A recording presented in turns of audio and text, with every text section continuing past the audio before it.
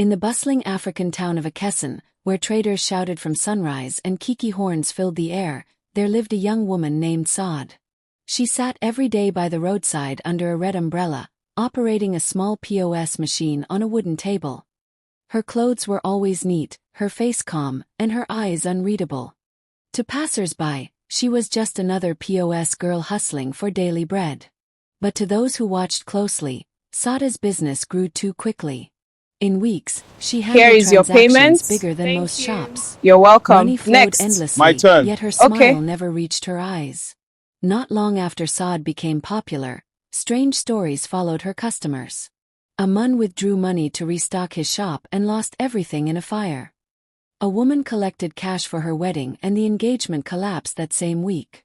Another man withdrew rent money and was evicted days later. At first, people dismissed it as coincidence.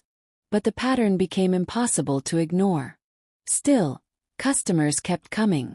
Something about Sade's post pulled people in, even when fear whispered for them to stay away. Market women began to gossip.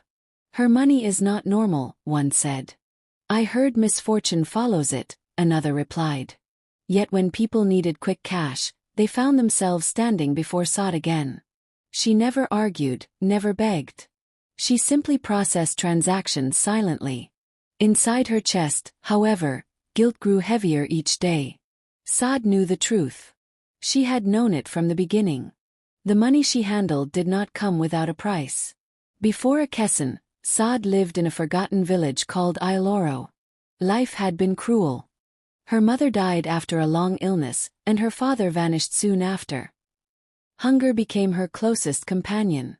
She slept hungry, woke hungry, and cried herself to sleep nightly. She tried honest work, but nothing lasted. Desperation pushed her into a night she could never forget, the night she went to the crossroads seeking help from anywhere, even from the unknown. That night, an old woman appeared, leaning on a staff, her eyes shining unnaturally. "You seek wealth," the woman said calmly. "Yes," Sade whispered. The woman handed her a small leather pouch. "This money will never finish. But every gain must collect a loss." Fear shook Sade, but hunger was louder. She accepted the pouch. From that moment, money followed her everywhere. But peace never did.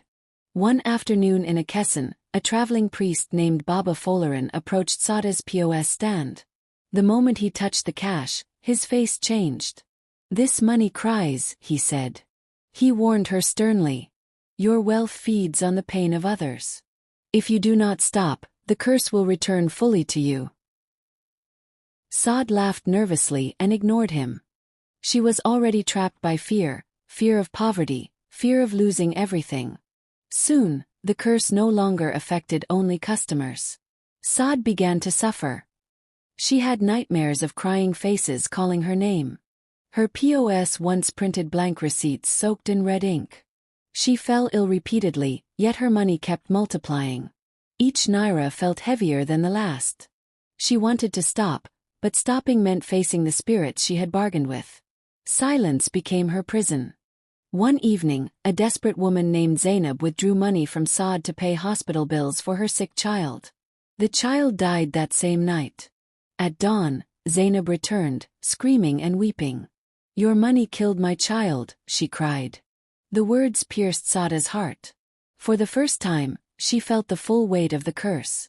That night, she broke down and decided she could no longer continue. Sade found Baba Folarin and confessed everything. He instructed her to return to the crossroads at midnight. Trembling, she went and opened the leather pouch. Inside were blood-stained coins. The old woman appeared, furious. "You choose poverty over power," she hissed. "I choose peace," Sade replied, throwing the pouch into fire.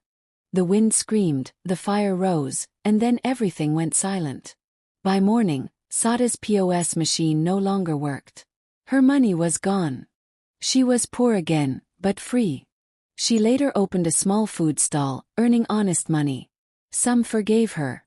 Some never did. But peace returned to her heart. Till today, elders in Akesan warn their children. Not all money is a blessing. Some wealth carries tears.